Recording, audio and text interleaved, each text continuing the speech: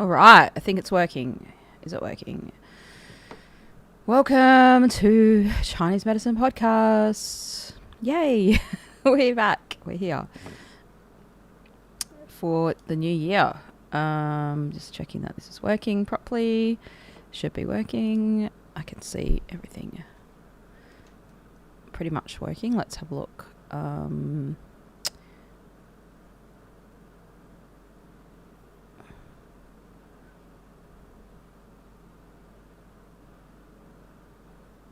No, is that? I'm not sure if that is the thing I was looking at.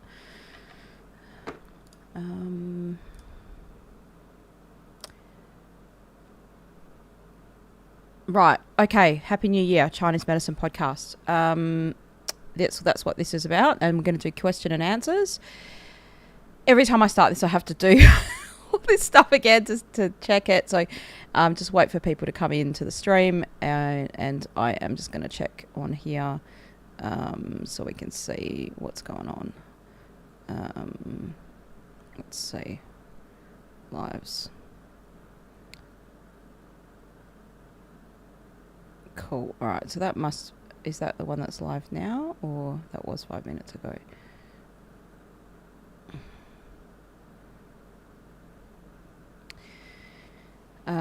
It's saying it's good quality. I started a stream a minute ago and it just wasn't great. It was saying it wasn't great quality, so I've had to restart it and I had to reset a whole bunch of stuff. So, Happy New Year, everyone. I hope you're doing well. I hope you have had a good start to the year. Just doing a little troubleshooting here. Okay, this says that this is live. Here, let's just have a listen to this now. Checking it. Let's see.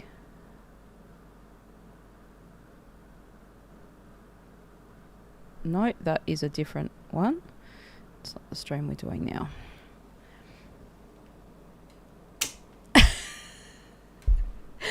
Why does this stuff have to be so complicated? I can't even see my own stream on YouTube. Like, how are other people supposed to find this stuff?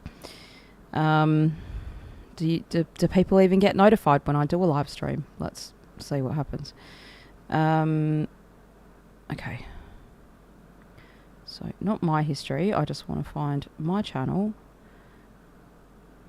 and find this video that we're doing right now. The live one we're doing right now. Where is it?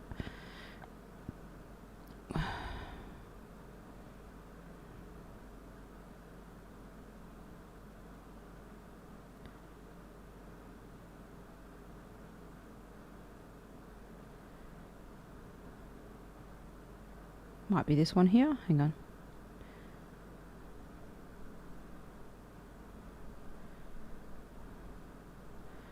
There's like 4 different live streams that I've started today. I don't know what's going on. This is saying it's working, but I don't know what's going on. All right. Well, I can hear it there from that way, so it must be working. I'm just going to jump into, we'll do Instagram at the same time before we start this. All right, now we're properly starting it, so the stream starts now. So, yeah, welcome to 2026, everyone.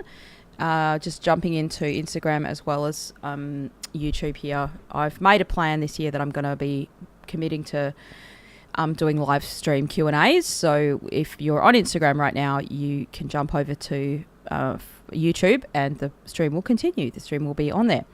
The main stream is on YouTube. So I want to talk about the new year, and people get, obviously you do goals, right? You get into New Year goals, and that's a great thing to do. What you might call them New Year's resolutions. And I want to talk a little bit about the 5 elements and how that can help us, but we're also doing Q&As so people can ask their own questions, and I'll try and answer them. I don't have all the answers. I have some of the answers. So the first thing I want to mention about the 5 elements, we usually start with wood when we talk about them, but I want to start with metal because metal is the element that allows us to have that letting go and to have discipline and to have structure and orderliness. So if you're a metal type of person, you might, or even some people that are in a metal type, but they're out of balance metal, they're too orderly. And we all know people like that. They're just too disciplined. They're too regimented, like that regimentedness. So you don't have to be that, but we can borrow some of that. We can use some of that. We all have some of that in us. And that's what allows us to execute the goals, right? The power to do them and the momentum, those things are sometimes water or wood things. Coming up with what to do, that's a different element again. But the start place can actually be, what should I let go? It doesn't have to necessarily be, what am I going to do? What am I going to add? Now, you are going to add something. Surely you will. You probably want to. You want to change. Most people want a change. That's why they do a New Year's resolution. They're like, I'm sick of this thing. I don't want to have this in my life. And often New Year's resolutions are those things like, I'm going to quit smoking. I'm going to quit drinking. I'm going to quit eating sugar, or quit something, right? A lot of people have that. And that's a great thing. It's an admirable thing to do.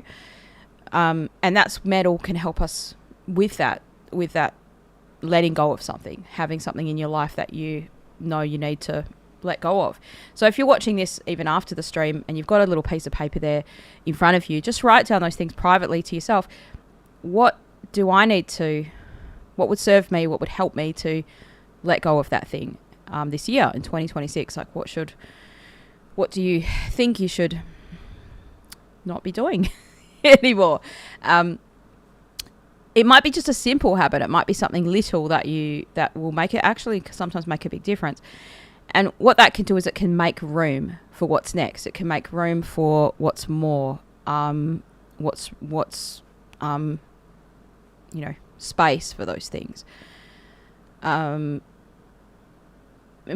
you may be not ready to let go of it right now. You might not be ready to do that, but you know that that's coming. So that's okay. That's all right. That's part of the journey, right? It doesn't all just because it's the 1st of January, the 2nd of January today, it doesn't mean that everything just happens as you hoped it would.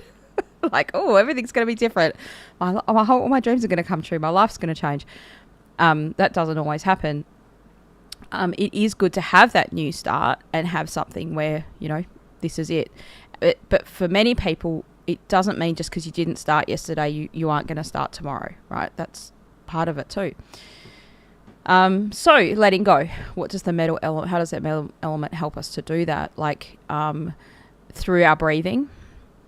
And these are things we can use. We can use breathing exercises. We can use even acupressure points to help us. So on your hands, your lung channel kind of is here. That's one of the channels, right? So particularly this part here and down to here is a good area to touch and to press. Now, you don't just touch it how I'm touching that there. That's going to pretty much do nothing. You need to actually use something like the back of a pen that's got some kind of leverage to it.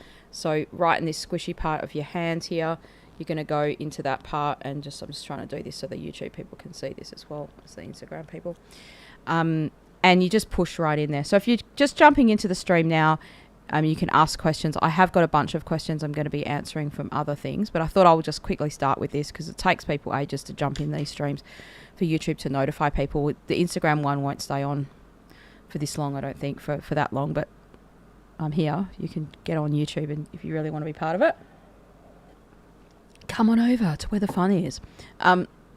So you can press these points to help you with that letting go, to help you with that discomfort that can be there to do that. Now, grief and sorrow and sadness are all associated with the metal element as well. So this is why it's hard. It's hard to do the things that we should be doing sometimes. It's hard to do those those things. So if that's part of it for you, one way to help would be to think about, well, earth nourishes metal. Earth generates metal. Earth makes metal. Earth is your digestion. So you can start with looking after your digestion. You could start with looking after your gut health.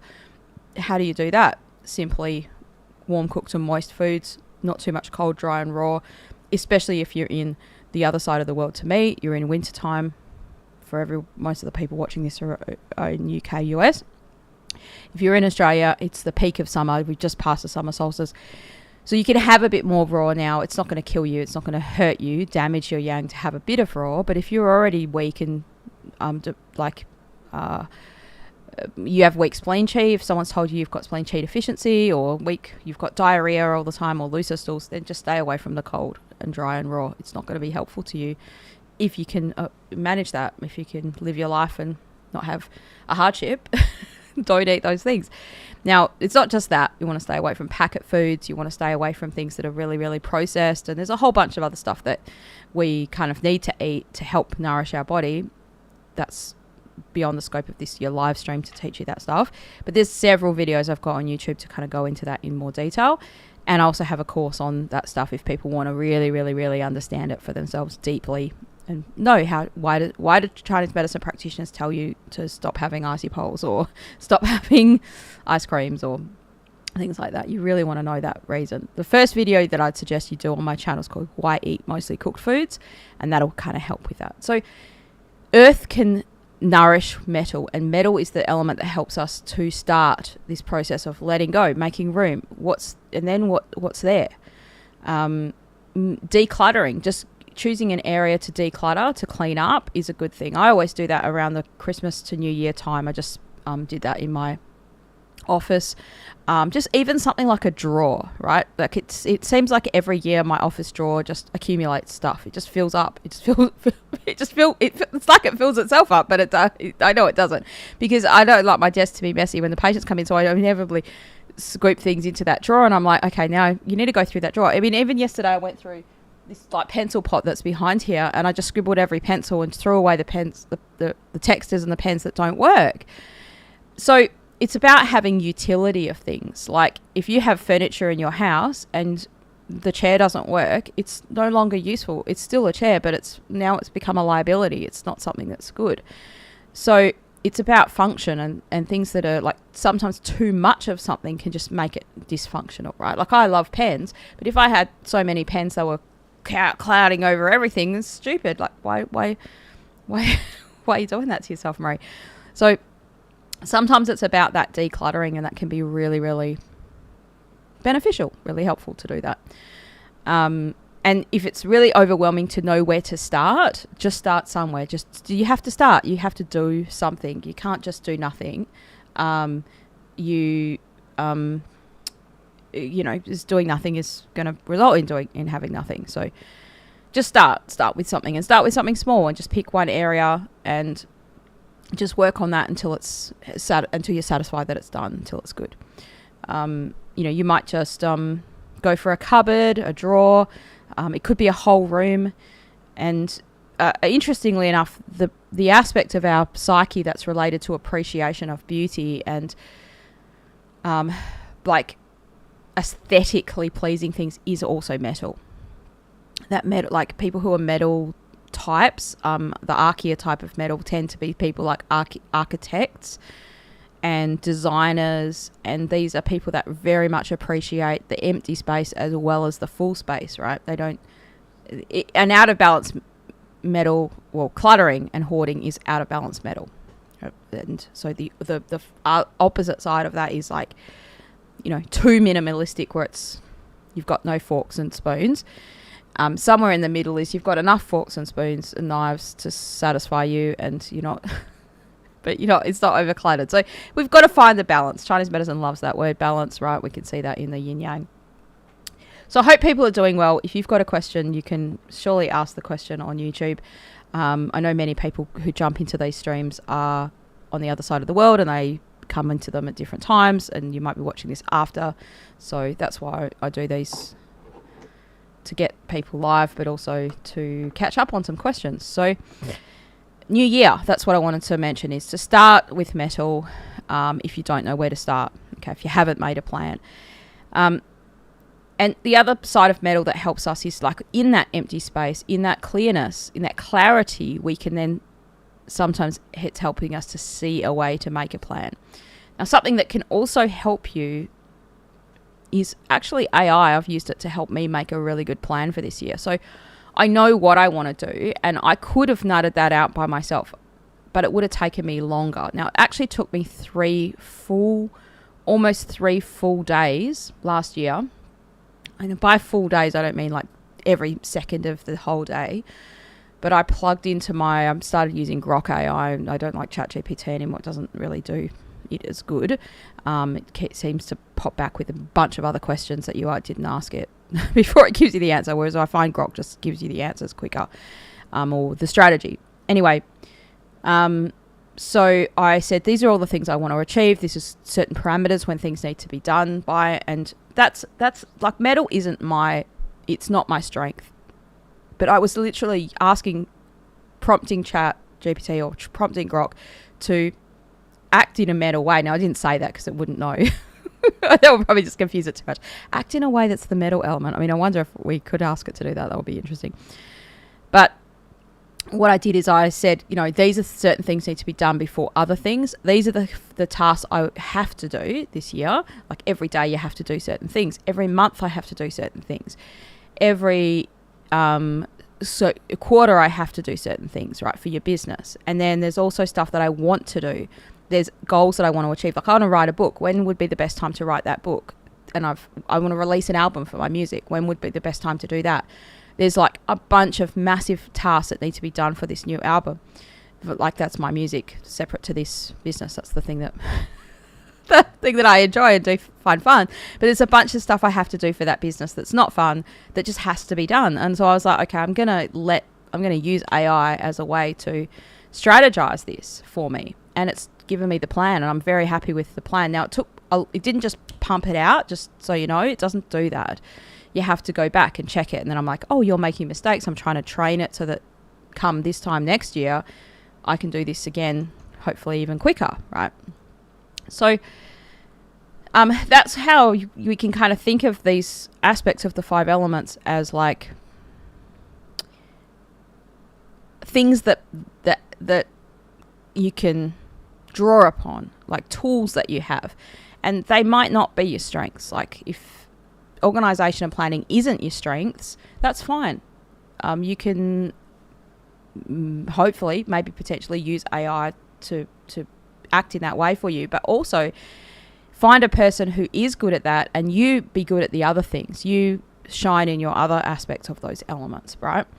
But even if it's not your strength, it still is beneficial to you to have that at play. Like you need, even people that are, I don't know, let's say you're very fire element orientated, you're very good at relationships, you're very good socially, you still need some organisation, you still need, and I'm sure you have that in some aspects of your life, maybe just not in the ones that, you need them to be. So, yeah, that's the thing that I wanted to mention for this new year.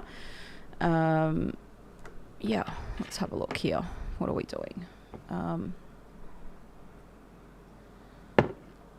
For these questions. So if people are on Instagram, then go onto YouTube, because I'm going to be putting questions up on the YouTube for people to have a look at. We're going to go through some questions from YouTube.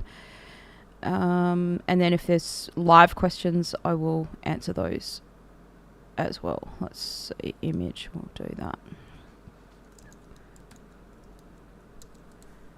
Question 1. Yeah, so I hope everyone does have a good new year. I hope you do, because it's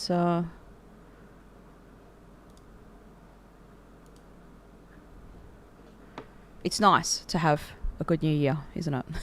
It's nice to have a good start to it. Cool. All right. Now, what is happening here? I have done something not right there. Scene 2, camera. Oh no, I've lost my camera. Great.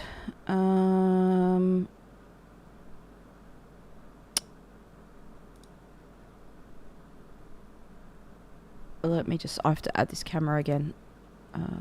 Logi clip on camera, put that there. Okay, great, we got it. Cool. Alright, so I might just put myself like that. There we go. And I'll put this one here. So I hope everyone is having a good start to the new year. Let's put the question at the bottom here, like that. So I'm just going to run through some of these Q&As that we've got, and then if people have if you want to talk more about New Year stuff, we can do that. So this is from Charlene Black, and it says, Marie, my health is pretty poor, and I'm thinking this could be due to many elective surgeries. Is surgery detrimental to the body? If so, what damage would this be causing? So firstly, I'm really sorry to hear that don't think you've got good health and you're in poor health. That's not great, but hopefully you're in a place of looking to look after it, which sounds like you are. And I'm sorry this was a month ago. It's just been, life is busy, and I try to do the Q&As as much as I can. So surgery, what does it do in Chinese medicine? This is a really great question, right? Now, there's a couple of things that surgery can do. The first thing is that your body is being opened up directly to the cold environment. And cold in Chinese medicine is like death, okay? Like it literally is, if you can freeze to death. Now, you could heat to death too. You can explode in a fire. You can warm up to death, right? So cold isn't the only way you can die from the environment. But cold is like, anti-yang, and yang is your life force. Cold is deteriorating your life force.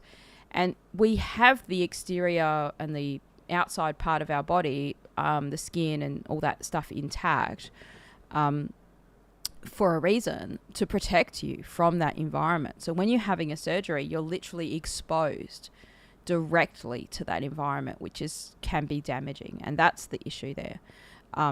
That's the first issue for surgery. Now, even if it's a keyhole surgery, which means, or laparoscopic surgery, where they've used like tiny little things and that's going into your body, yes, the potential of damage is less and the exposure of cold is less, but the instruments they use are going directly inside you, and those things are very cold, right? And so it's metal instruments going in and sort of potentially, invading your body. Okay. Now, if you need that surgery, that might be life-saving surgery that you need, and that's good to have that surgery, right? So there's a place. I'm not saying don't have surgery. Like, that's, thank goodness for Western medicine. Like, we need it, right? But if it's, when you say elective surgeries, like, it could be things that you've chosen to have that you didn't need to necessarily have. Like, I mean, sometimes things that are elective surgeries are things that are still, they're not necessarily cosmetic procedures or something like that. They're just things that it's made your life better somewhat. So that's the first thing that can happen from surgery. Now, I may make a longer video about this, like how does surgery affect your body in Chinese medicine, or a dedicated video to this, but I'll just answer the question now because I'll get it out of the way for the person that's asked it, for waiting all this time. The second thing is that you can lose blood from surgery, right? You can have blood loss. And when you lose blood, it's going to take time for your body to then replenish that blood and replenish that blood supply. I'm just checking that the audio is working properly. So I saw something and I was like, oh no, it's not. It's not on, but it is on. So yeah, if you lose, so just by having the surgery, that can cause some damage to blood. But there's a chance that you could have even more blood loss than what what was proposed, right? They might say this is a very low risk surgery, but then you can accidentally, they could accidentally nick an artery or a blood vessel, and it bleeds more than they thought it would bleed, and that kind of thing. So that can cause blood deficiency in Chinese medicine. Repetitive surgeries can also lead to scar tissue, scar formation, and there's also this concept in Chinese medicine of channels in the body, the meridian lines, the acupuncture lines that the channels that the body has, and this interconnectedness of the body, and it disrupts that interconnectedness. Now, it doesn't damage it forever, and it's never going to come back. Most people think that if you sort of damage an area of your body, it's the same as like with nerves. If you damaged here, like your body would trace a way around it. It would like people that are on the Instagram, you know, go around it, and it would be able to repair around that area. Eventually, it takes time.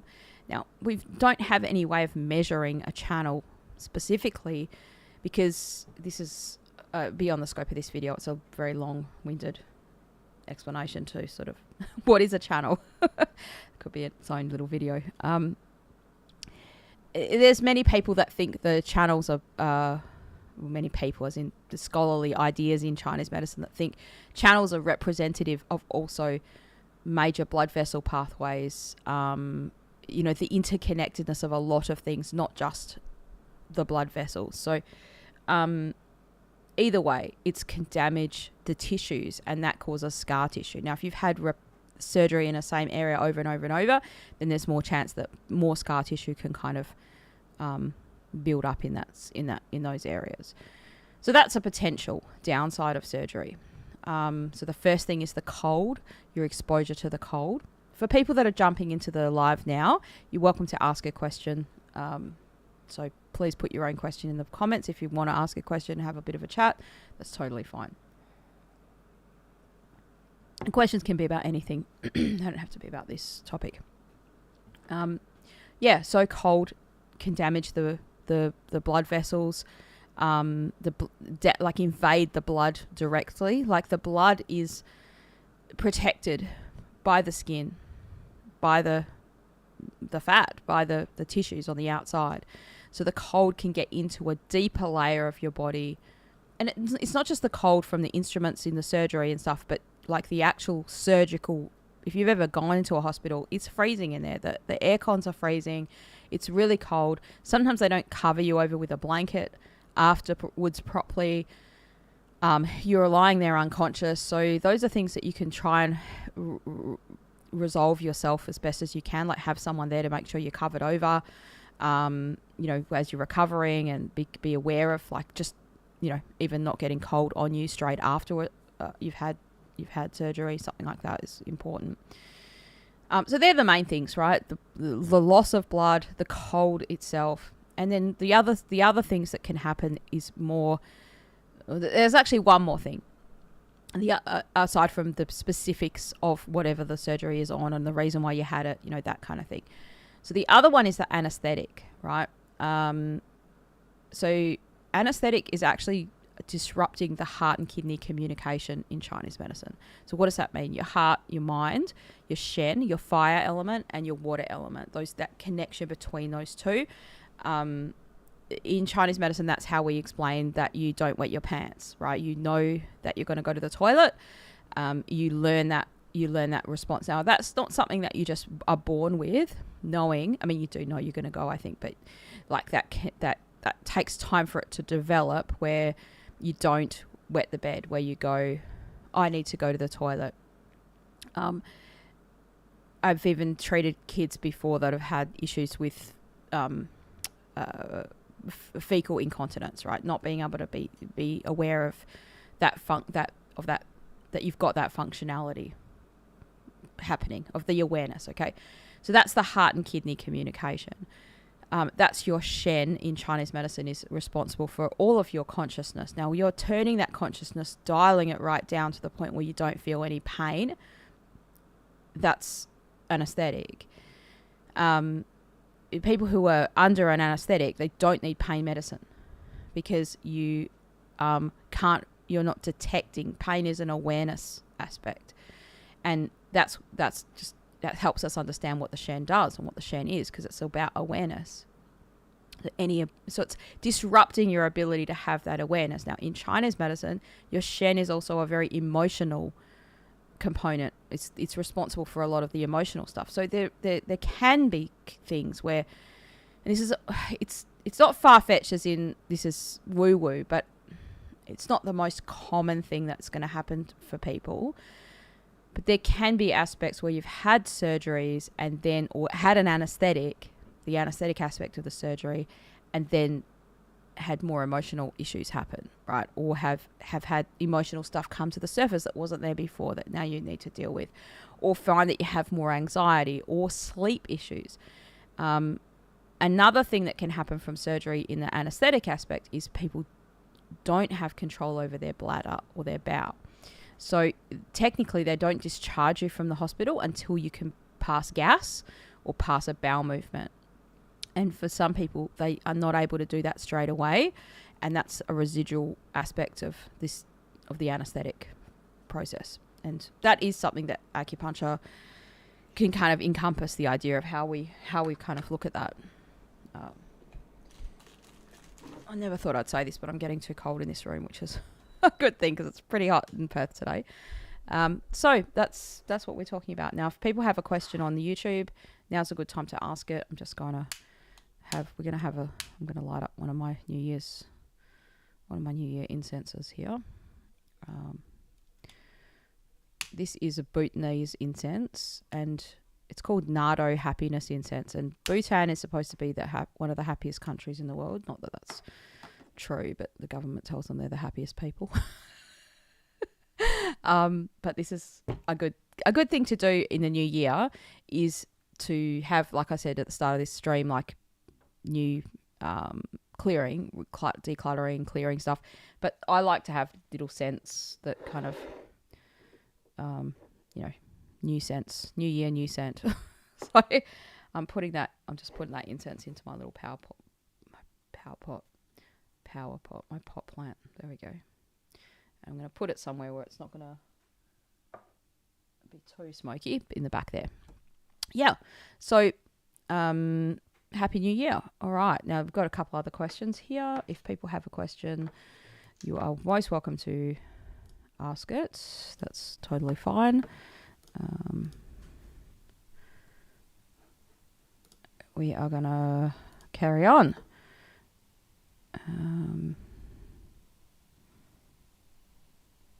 Let's see what we do. There we go.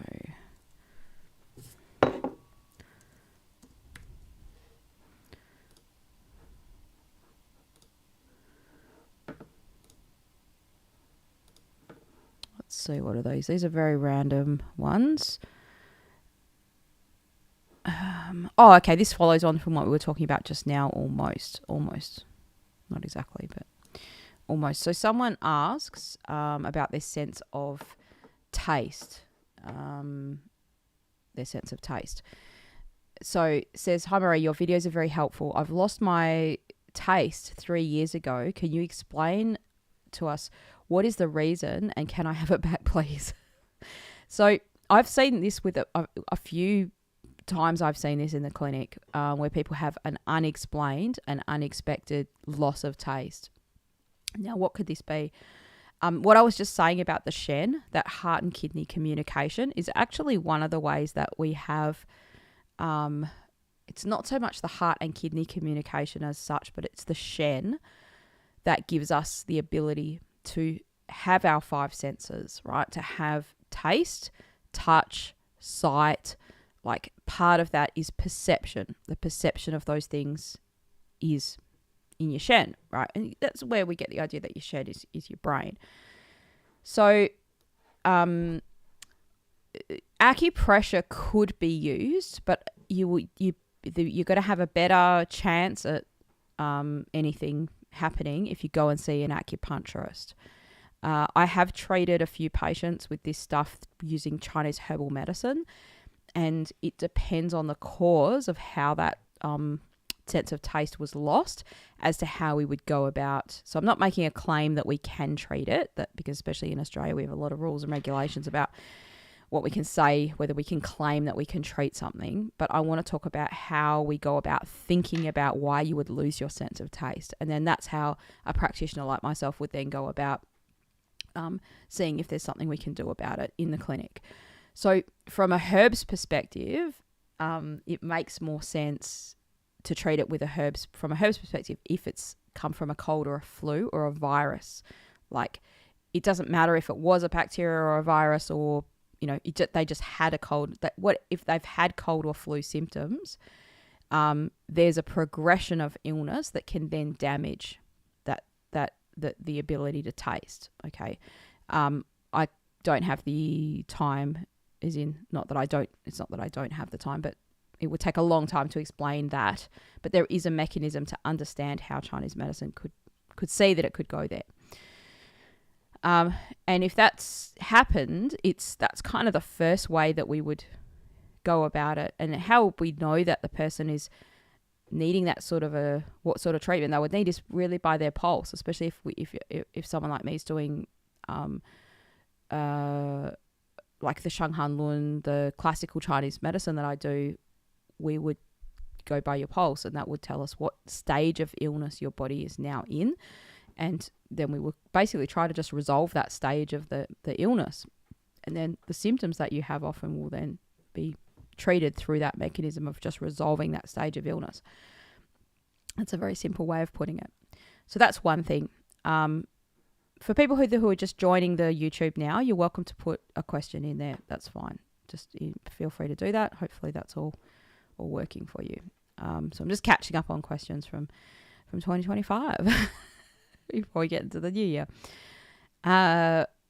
Okay, and then another way we could look at this is through the channels that connect to the tongue. The channels that connect to the tongue to make the sense of taste. And like we can basically stimulate those points, stimulate those channels, stimulate that area, and then see what the body does. That's what I would explain to my patients. I'm not going to make a big claim that it's going to work. We don't know. You won't know until you do that, but it's worth trying it, especially if nothing else has helped you already. And what are those points? So and I'm not saying people acupuncture themselves. I never say that. So don't ever don't ever say I said that, because it's a very dangerous point to acupuncture for an acupuncturist. But this is a point that can be used in acupressure. Now I'm just going to move the microphone down. So you have your, I have to speak right into this mic, otherwise it doesn't pick up the sound. But basically you've got your clavicle, and you come into the middle, and this is called Ren 22. So I'll just press on it now so you can see.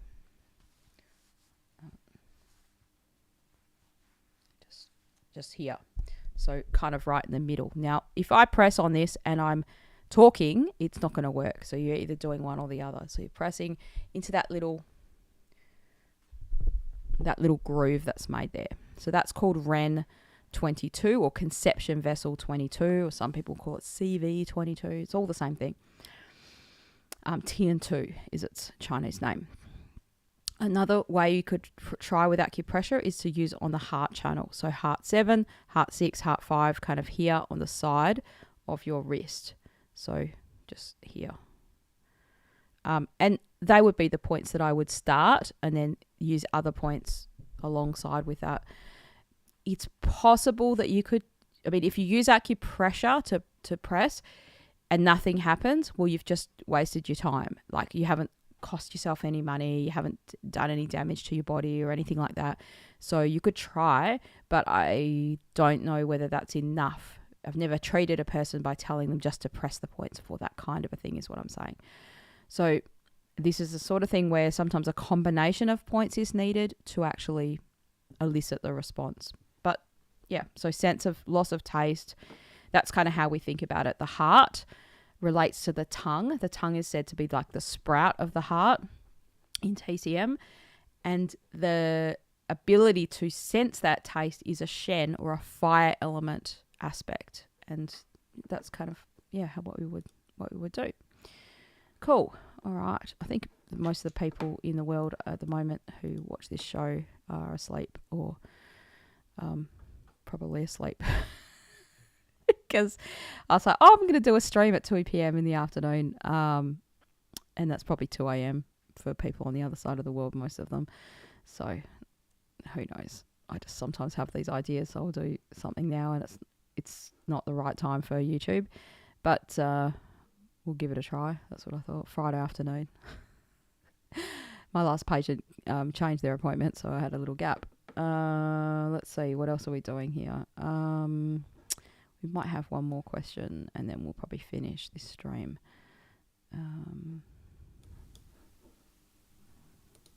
Okay, so we'll get rid of that.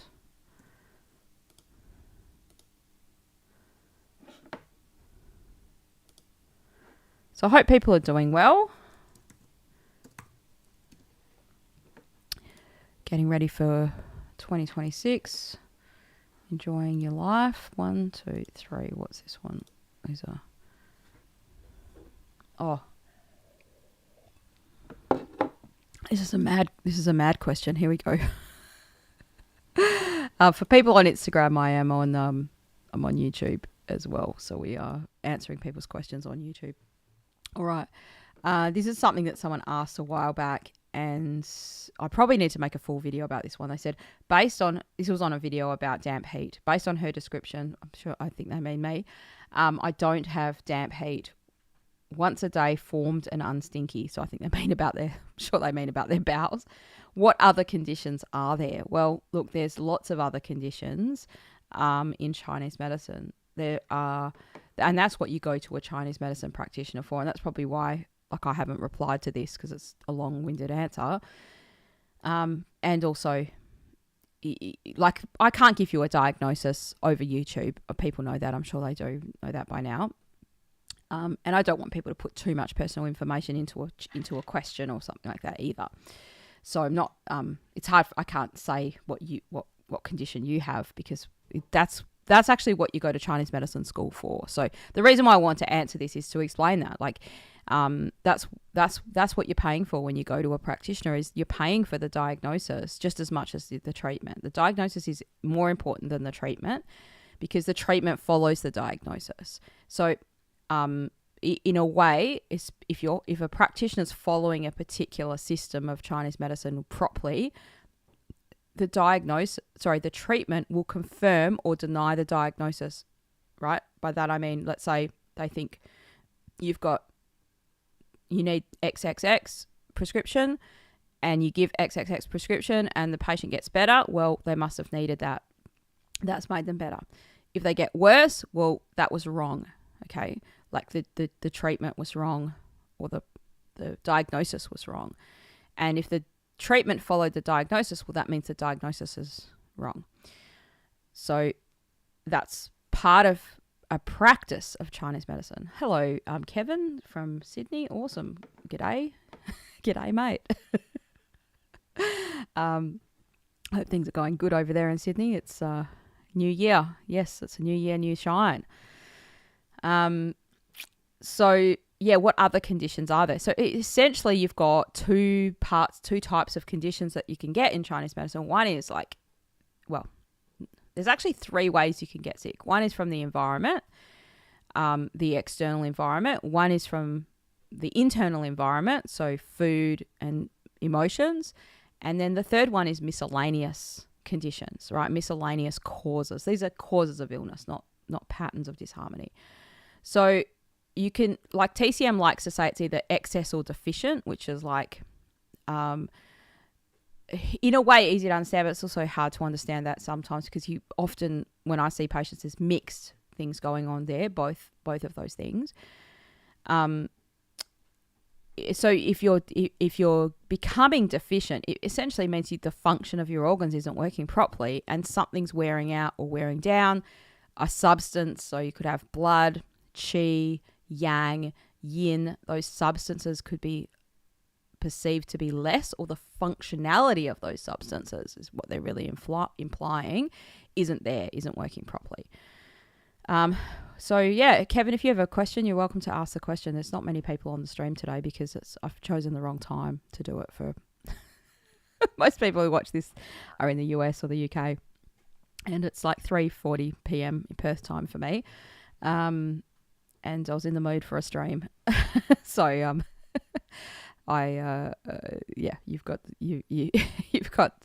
can probably get your question answered quite straight away. So what kind of conditions are there? There's so many conditions that can happen, but they essentially fall into those things of excess or deficiency. GERD and hypothyroidism, you've written there. I'm not sure, what do you want to know about that? Like, maybe maybe a little bit more of a question. We can talk about those things for sure. What would you like to know about? Which one do you want to know about first, or do you have a question about that? Yeah, so for people that don't know what GERD is, GERD, it's a like a condition of the digestive system of your stomach, where you get acidic regurgitation, like you've got acid kind of coming into the esophagus all the time, like pop coming up that esophagus, and you're getting things like heartburn and acidic regurgitation, like it's kind of like an extreme reflux, like a reflux that doesn't go away. That would kind of be, now where I've lost my page where the stream was. Hang on a minute. There we go. How to help it. Okay, GERD and how to help GERD. Yeah. So one of the things you can do, which is it can seem a bit I don't want to say counterintuitive, but it can seem a bit strange, but this can work. The number one herb that we use for the stomach in Chinese medicine, so I'm going to give this as a caveat, like not every case is going to need this, not if it's not maybe not enough just by itself.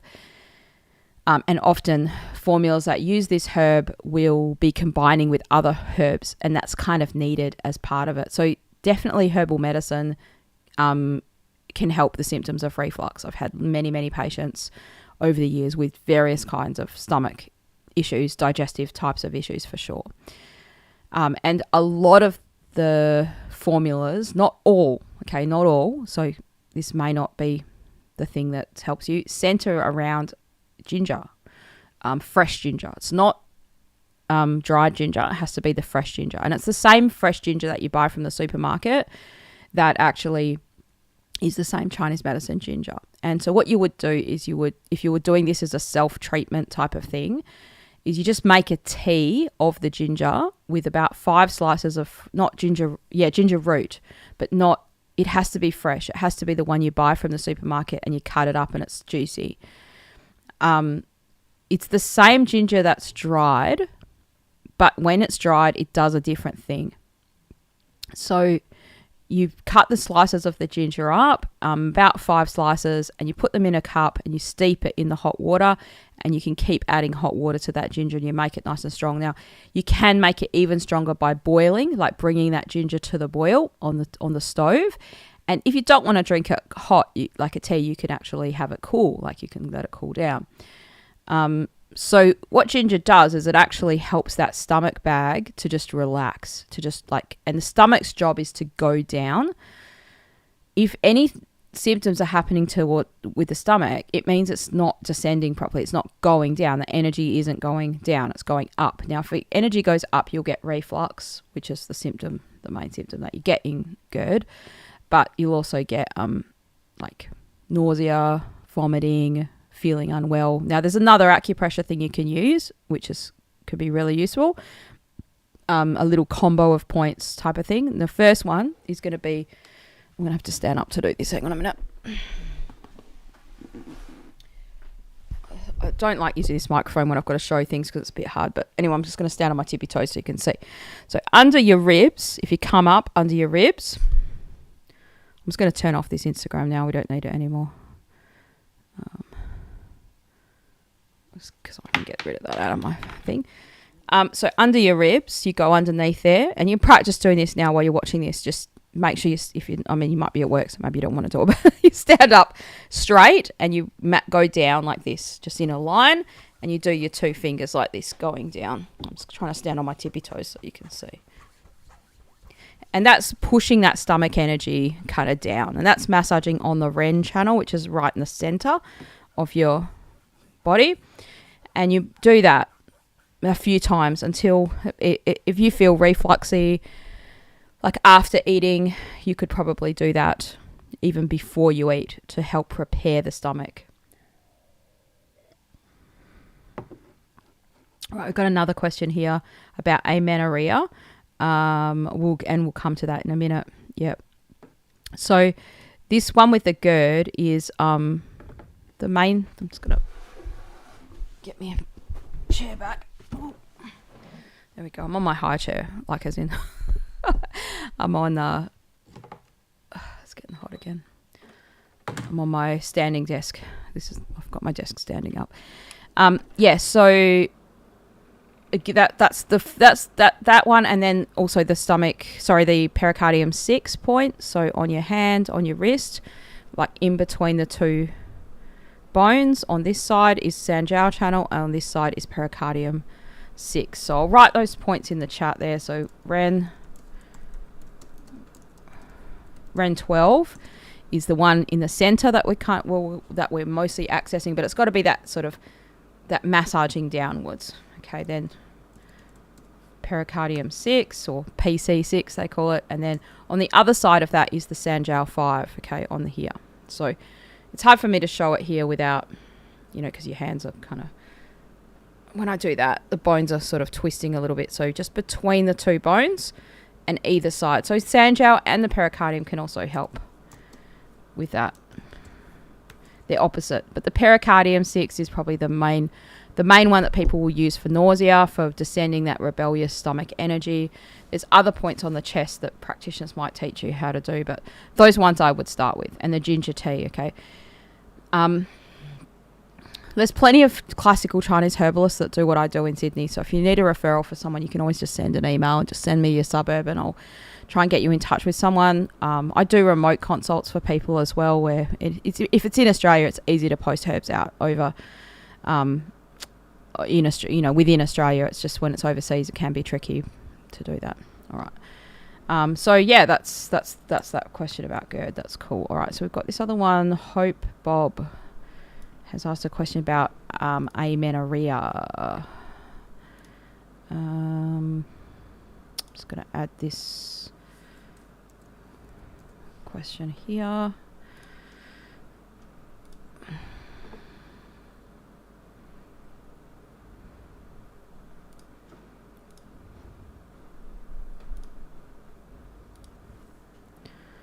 Just adding the question in.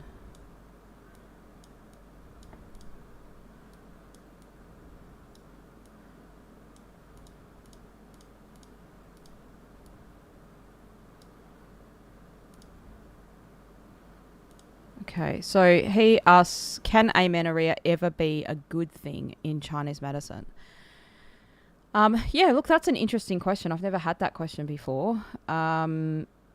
Look, some people who have it would see it as a good thing. If they don't want to have a period, they might be like, woohoo, yay, I don't have to deal with all the stuff that happens from having a period. What's amenorrhea for people that don't know? It's like the lack of a period, like it's a no cycle. It's no periods. It can be explained sometimes by a less pathological reason, okay, in some cases. But in general, it's a pathology where your body doesn't have a surplus. So what's a period? It's a surplus of blood to be able to create a baby. That's its reason. That's why you have a period, right? If a person doesn't have a surplus of blood, if they're in a state of starvation, if they're really sweating a lot and because they're exercising really heavily, then that's what I mean by an obvious explanation. They're creating the pathology themselves by doing what they're doing. Okay. The contraceptive pill is it's not considered amenorrhea, right? You've induced that hormonal state artificially. So we can just disregard that in answering this question, right? But many people stop the contraceptive pill and then they can't get their period back regularly again. Like it's hard for them to regulate, to get it. They just can't seem to get a regular cycle after they've been on the pill. And these are all like pathologies that Chinese medicine practitioners want to address. So we would never see it as a good thing. Except in the instance, I would say it's not it's not that it is a good thing. Like, and this is why Western medicine puts people on the pill for this reason. If a person had really heavy periods, they're losing a lot of blood, and it's literally wasting blood. The response to that isn't just to stop having a period altogether. For a Chinese medicine practitioner, I would want the patient to have a regular cycle, a proper period, not so heavy. Whereas in Western medicine, I don't know if they have the ability to think about how to regulate a cycle. They can, with their drugs and stuff, like they can't lower the amount of blood. They can just literally stop it from happening. And they often will do that for a person to stop them from losing blood. So if you have a very heavy cycle or lots of clots and you're not trying to get pregnant, it's very detrimental to you long term, because you're just losing or losing a lot of blood, or you've just had some people have a periods that never ends, like they have a bleeding issue where it just goes on and on and on. They're in between their cycle, they're bleeding. So like having amenorrhea would never be seen by a practitioner as a good thing, as in that, oh yay, that's a solution to the problem. But we wouldn't think having super heavy periods all the time is a good thing either. So hope that answers the question for you. And that's kind of how a Chinese medicine practitioner is going to try to regulate the cycle. When we say regulate the cycle, we mean it should be 28 days all the time, never 31 days, and sometimes 26 days. Like, it's always the same, exactly regular. I mean, here or there in a person's life isn't a big deal to have a cycle, here or there. But every year, like, no, you shouldn't have every year. It's every few cycles, it's not exactly regular. That's not right either. So the cycle, like, diagnosis of in Chinese medicine can even be done through the cycle. Like, this is why if you've gone to a practitioner and you're a woman, they're going to ask you all these questions about your period often, and you think, why are they asking me all that? That's not what I'm here for. Like, maybe if you're there for your shoulder, they might not ask you about your menstrual cycle. But if you're there for some other thing, if I had a patient and I felt their pulse and they seemed blood deficient, for instance, and they're female, well, I want to know, how did you get blood deficient? Like, and that's why we ask about the cycle, because it can sometimes tell us, how did you get that way? How did that happen? Yeah. All right, cool. Any other questions? Right, so we've got this one about hypothyroidism. Kevin, if you're still there and you want to talk about that, what do you want to ask about hypothyroidism? Hypothyroidism. And if others have a question, you can feel free to ask your question.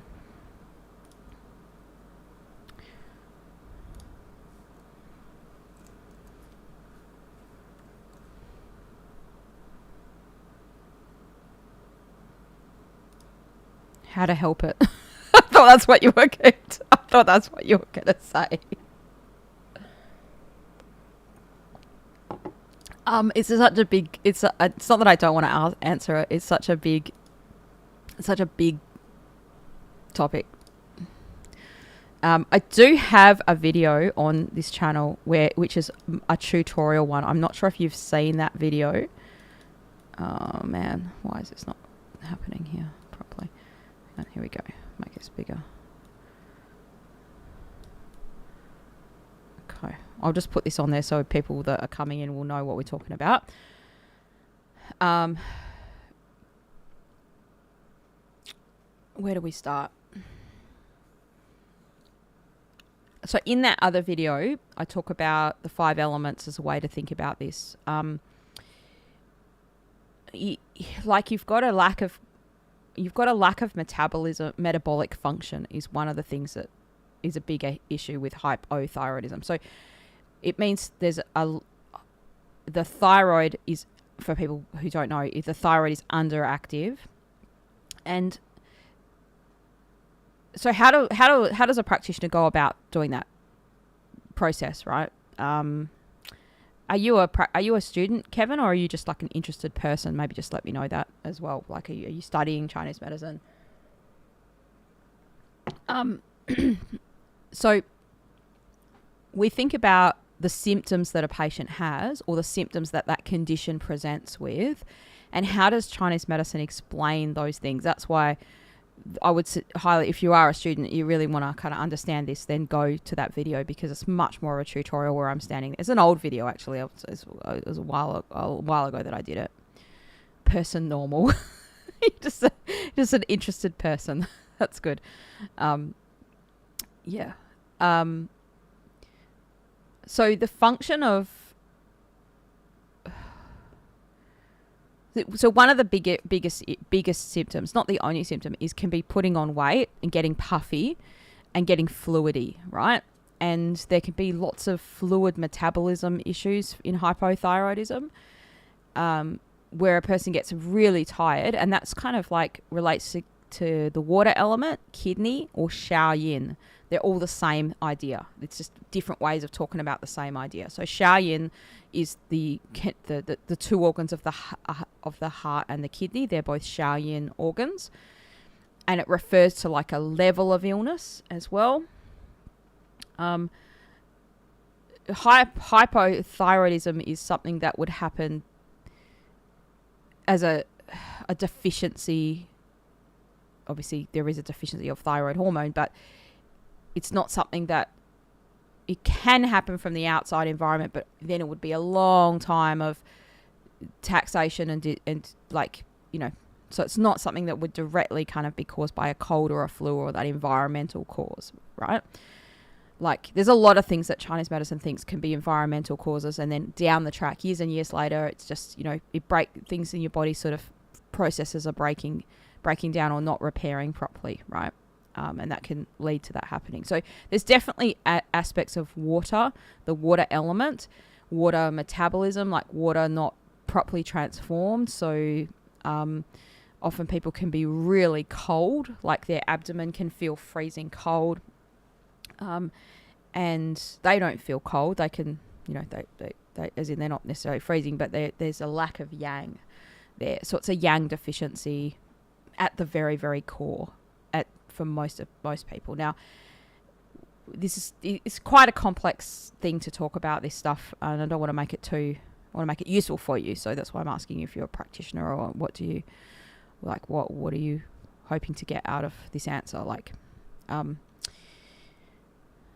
wood is the next element that is usually involved in this scenario. So wood is the element that helps us to have like peristalsis, proper movement, and the aspects of what in Western medicine they'll call metabolism. Those are wood element functions, and there's a lack of that. So in the 5 elements, you have wood, fire, earth, metal.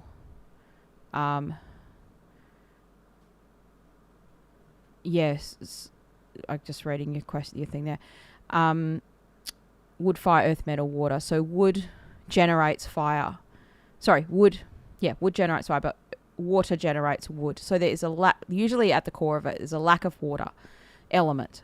There's a lack of the kidney function, which is the true deficiency of Chinese medicine, if you like.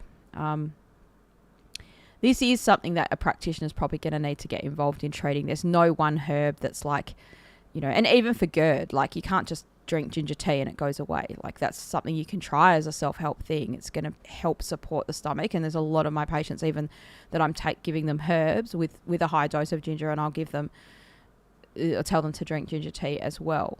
But yeah, these are things that like hypothyroidism isn't something...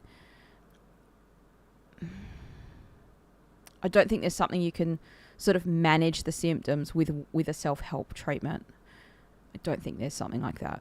And I'm pretty generous with the self-help treatments, right? Like there's a lot of stuff that I try to help people to do, because it's going to be based on your diagnosis, right? And the diagnosis is going to have to come from the practitioner. So not everyone who's got hypothyroidism is going to have that Shao Yin Yang deficiency kind of scenario. They may have it at the core, but what they're presenting with might be something else.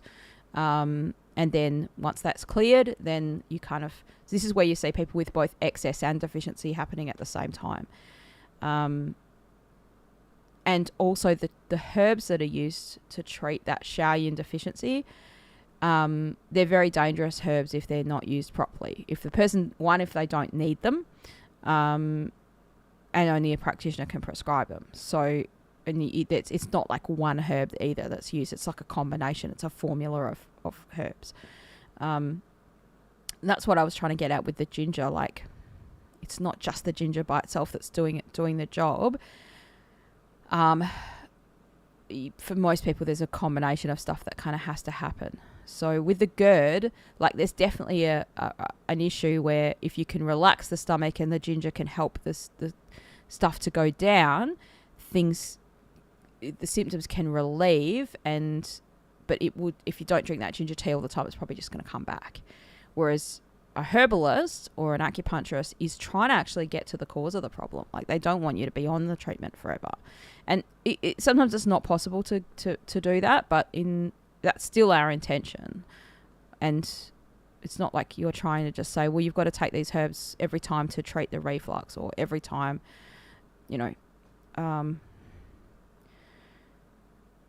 acupressure wise, like, the hypothyroid is just really complex to give you.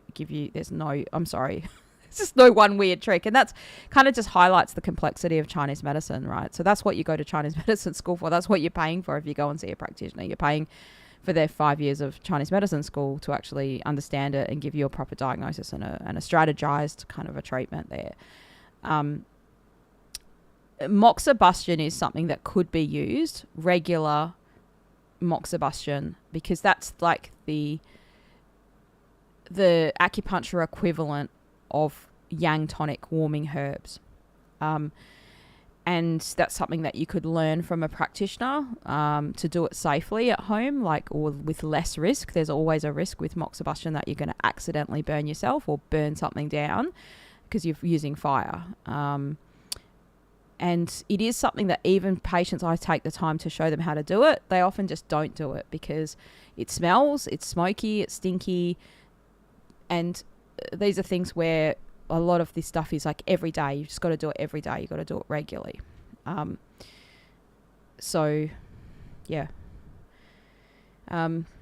It's not going... With the self-help stuff, we also want to think about what could help but won't hurt you. Like, what's got the potential to help you, but if you're doing it and you don't need it, would it make you worse? What's the worst that can happen if you do this thing? That's part of the reason. That's part of my rationale when I'm talking about this stuff, because I don't want people to do something that's going to make them worse. And if you don't have kidney deficiency or Shaoyin water element deficiency, and you do those points, will it make you worse? With acupressure and acupuncture types of treatments, it's much harder to make people worse than with herbs. Like, if you take these herbs, you take any of these herbs that I've got on the shelf here, the thing that herb's designed to do will work no matter what is wrong with you, right? As that mechanism of action is there. So, for instance, like if you take something that purges you, opens your bowels, if you have constipation, you'll feel great because your bowels will be moving and you'll be like, yeah, I can go to the toilet. If you don't need that, you're going to go to the toilet anyway. But you're going to have diarrhea now, okay? So if something's purgative, it's going to do that. Whereas with acupuncture and acupressure points, it's very hard to go against what the body naturally wants to do, what it naturally should be doing. It's hard to do that. It's sometimes nothing will happen. And some of these points have an inherent, almost self-regulatory effect. So when you press a point, there are some points where it's like that point can tonify that channel and reduce that channel. Just the mechanism of what you're doing or the combination of points as to how they work. And this is one of the reasons why I find that it's easier to be an acupuncturist than a herbalist. Acupuncturists will hate me saying that because I'm not trying to say acupuncturists are dumb by any means at all. That's not what I'm saying. It's a bit more of a forgiving medicine in terms of, but it's to get it right. It's easier to get it to get it wrong if you're wrong with herbs. Whereas if you're wrong with acupuncture, it's like nothing happens. Not a worse thing happens. Hopefully that makes sense. So, yeah, you can try some of these acupressure points. Like if you support or you tonify the kidney energy. Now, the points that would do that would be like kidney 4, kidney 3 on the feet. So all around the bottom of the ankles on the kidney channel. Those points could be used to tonify the kidneys, and you could just sit there every night and just massage, just press between like the ankle. I don't have a picture of it here, but the corner of your ankle bone. You can look up these points. I'll just write it in there. Kidney. So kidney 3 is on your foot, right, on your ankle. And all around that area, there's that kidney channel. You could press those points. It's not going to make you worse. It's not going to hurt you. But what you really need to do is go and have proper diagnosis with a herbalist or an acupuncturist, and they will start the treatment off for you. And then you ask them, okay, you ask them, what's my pattern of disharmony? What's my diagnosis? And then you can kind of research self-treatments, self-help, support along the way with that, and then follow the diet and lifestyle stuff that goes along with that, right? So for every person, no matter what's wrong with you, eating warm, cooked and moist and staying away from cold, dry and raw, that helps. And why does that help? Because the earth element is in one of the cycles, is in the center. It's in the middle. So every element draws its energy from the digestion, from the earth. So you could argue that, and this is why people get such good results with fixing their diet, all these things clear up, because for some people, not every condition, like if they make that earth element work properly and they alleviate all the strain and the stress on it, then it suddenly it can flourish, and then the rest of the organs can kind of get what they need, and they're doing their thing, and suddenly it's like, oh, things are working properly as they should be. So yeah, if other people have a question, you're most welcome to ask the questions. I think we will.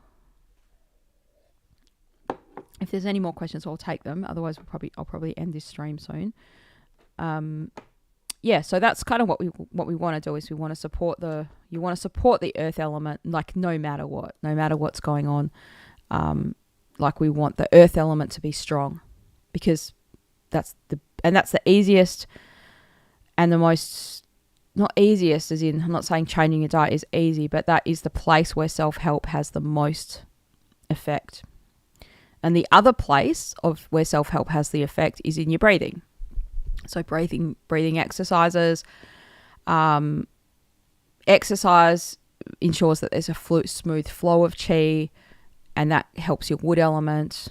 And that kind of has a flow-on effect there. But yeah, to understand that hypothyroidism and hyperthyroidism, if you understand both of them in cahoots with each other, understanding what does the thyroid do in Chinese medicine, there is a video that I've got on this channel. It's a longer one. It's like a tutorial kind of video. We talk about the 5 elements. So maybe just go and have a watch of that when you've got some time. Hopefully that will kind of help you understand. I'm not like... In Australia, we have a lot of restrictions with APRA about what like conditions. So I can't make a video that says 3 things for hyperthyroidism, that ways to treat it. Like I can't claim to treat a condition. So I kind of make those videos as like a tutorial to help people understand, how does Chinese medicine think about that condition, so that you can understand.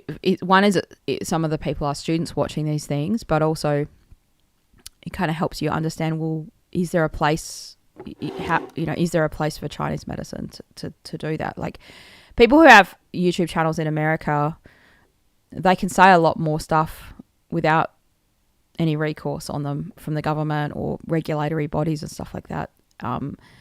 It's not that it's not true. It's just that we have a lot of restrictions on how we can talk about what we do in Australia. It's just a bummer. So yeah. And it comes down to like conditions. So like I can talk about liver qi stagnation and understanding that, But as soon as you mention a condition like hypothyroidism, we have to make it really clear that it's not a claim. I'm not trying to make a claim on that we can treat that condition with acupuncture or herbs. Yeah. So hopefully that's explaining helpful for people. So if people have come in late to the stream, the start of the stream I was just talking about the new year and using the 5 elements to kind of help you have a great new year. Starting with metal, starting with opening your you're clearing the clearing energy of metal, like letting go, getting things moving in a opening the space to allow that stuff to get moving in a way, right? I didn't go through all of the elements in that way, but like when we're thinking about New Year goals, a big one people struggle with is probably the momentum, and that's wood. The big mo, right? Like the motivation, like the drive. If you're lacking that drive and you just think, this is just all too hard. There's a few ways that you can generate that motivation, that momentum, that wood energy. If that just naturally comes to you, like you probably are a wood element person if you love the new year and you're like, woo, new year, new year, new me every year, right? That's me. Like every year I'm like, woo. Even the COVID year I was like, woo. And then I was like, woo. Every year I think, it's going to be a great year. And it is a great year. Like even that year was still good. It wasn't great, but so exercise is something that does that, right? And a lack of exercise is like leads to stagnancy. So movement, any kind of movement. And now it could be even walking in the water, going for a walk outside. In the Neijing, it talks about the spring season being relating to wood. It relates to wood, but it talks about the spring season relating to letting your hair down, going outside, having a walk, that kind of stuff. That's very good to do that. But another way to generate that wood is also just through stillness. And that might seem like an oxymoron, but water generates wood. So allowing that lack of stuff filling everything in your mind is a big part of that. So like if you're constantly on devices all the time and your mind is bing bing bing bing bing bing bing like a video game in your mind, that can sometimes be a deterrent to the real motivation, because you don't there's no stillness. And it's almost like you can see the progression of like metal generates water. So if you clear, you create that clarity, you can be in that stillness, and then from that stillness, you can be in that space, you can enjoy that space, and then from that comes, the drive, the momentum to do something. And then the fire is the next element, which is the joy, right? The joy of doing it, and the joy of like, I'm enjoying this, I'm actually having fun doing this. So that's kind of how we think about it. So if people have other questions, this is the last chance to ask them. Otherwise, we're gonna stop the stream. Thanks everyone for supporting the channel, and I do wish you all the best for the new year. We got one more. Hang on. Is semen retention related to Jing? You mean like purposefully retaining it, like as in like, I forget the word, holding on to it. Hang on. I just tell everyone the stream's going to end and that all the questions come in. That's good though. These things are, I'm just going to put this question on the thing. They're almost arduous for me to do these streams, because for some reason, it must be YouTube telling people and stuff. It takes like half an hour, 40 minutes almost for people to come in. And then it starts up, and that's okay. Like I can deal with it. It's just the life of YouTube. All right. So yeah, maybe just hope, Bob, just define, do you mean like with this semen question? So he said, is semen retention related to kidney or jing? Or is that a misconception? So it is related to it for sure. Holding like purposefully with, so okay, the kidney energy is related, the water element is related to reproduction, sex, reproduction. So for men, that's in the sperm, and for females, that's in the eggs, right? So obviously sperm and egg, right?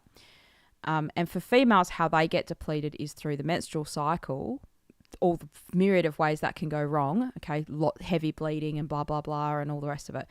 But for men, it's ejaculation, so too much ejaculation. Now, when you ejaculate, there's usually some kind of high associated with that, orgasm, right? I don't want the stream to be shut down for this educational YouTube in case that someone's going to flag it. And that in itself, having too many highs, having too much orgasm is actually detrimental to your fire element, and your like it's wasting essence as well. Having excessive joy and excessive pleasure like leads to the pericardium becoming like sometimes dry. Now this is hard to fathom all that in a way, but like people that they can't get their mind off it and they're just thinking about it all the time, and they're maybe doing it, you know, masturbating all the time is what I'm talking about. That is depleting for sure, right? So there's some styles of kung fu, and there's also this thing, I forget the name of it. I've got these books that I found in an op shop once when I was studying Chinese medicine by this Mantak Chia guy, and it's a bit out there. It's like, it's called Qi Nei Tsung, which is like keeping the essence in you, right? I bought them because I was like, oh, Chinese medicine. And I was like, oh, these are really strange. I'll just let you look for them yourself, and you can see there's a lot of pictures in their little diagrams of what to do. But it's like the idea, if you keep that essence in, then you're literally keeping that, like the semen is the essence, is the jing. So you're keeping that jing in there. Now, how helpful that is kind of unknown. So in some of my courses, I sort of spend a lot more time talking about like longevity and the idea of, because that's what Chinese medicine's about, right? It's about living 100 healthy years.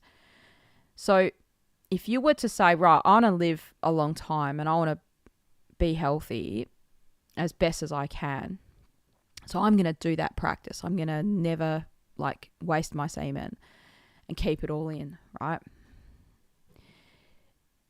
That would only be helpful to you so long as all the other things that could be wasting your jing are sorted out, right? You have perfect sleep. You don't drink any alcohol. Everything's regular. Everything's, as in your bowel movements are regular. All your digestive system's perfect almost. And for that to be the case, you wouldn't be eating any crap. You wouldn't be eating any, so it's not enough just to say, well, I'm only going to do that one thing of like the semen issue, and then all these other things aren't. You're going to be just, it's like plugging a hole here, pardon the pun. All the jing is escaping through a different hole, right? Through a different route. That's kind of the idea. So yes, to answer your question, it is related. Okay. But it's, okay, hang on. What have I done here? Yes, I'm going to remove that. Okay, got one more question here about period cramps. Let me see.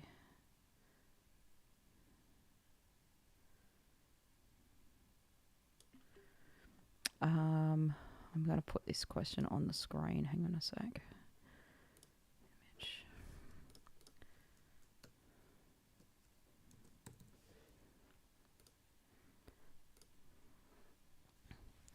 So let me just get this up there.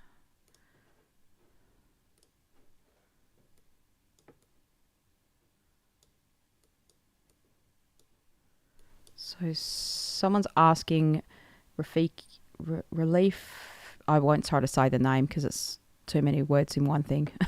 I don't know what it is. Anyway, I won't say it because I'll probably get it wrong. When I get period cramps, my lower abdomen becomes hot compared to other parts of my body. Does that mean it's inflammation? How does TCM approach this matter? Yeah, so this is a good question. Wherever there's cold is a lack of yang. Wherever it's warm is where there is yang. Okay, if something's hot, then in Chinese medicine, in TCM, they're going to call that heat. It's too much of your own body's yang. What is that heat? Okay, it's not heat from the environment necessarily. It's just heat. Like that is your and that is an inflammation response, right? In not Chinese medicine doesn't have that word inflammation. That's a Western word, right? So in a Western medicine sense, it's inflammation when when heat can't go anywhere else. It's trapped. Now, what can happen is infection can happen, right? You've got something where there's heat and it's staying there and it doesn't go away and it gets red and it gets hot and it gets hotter. Like that's a more serious version of, you could say it's a version of inflammation. Not that inflammation doesn't become an infection necessarily, but it's the same process, right? So there's a heating up kind of process happening. So if it's really hot,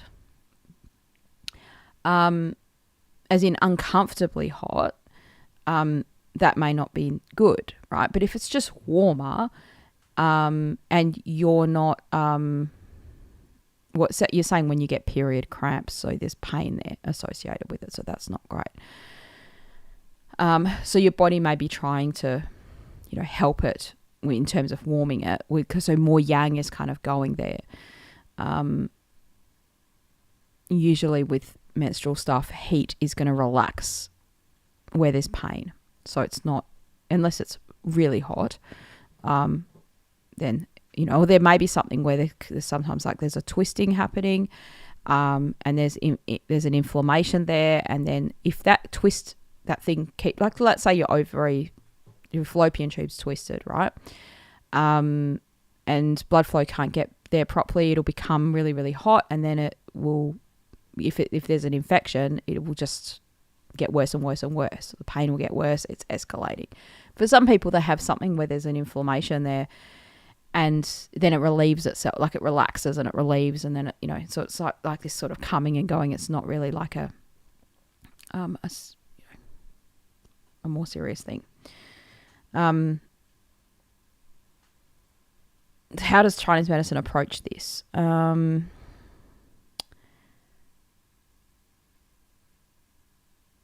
When there's pain, we want to get more blood flow to the area. That's a general premise of acupuncture. Wherever there's pain, we're trying to get, I would say, qi and blood, right? If qi is coming from doing acupuncture, doing acupressure, that's your body's energy. It's the function of your body.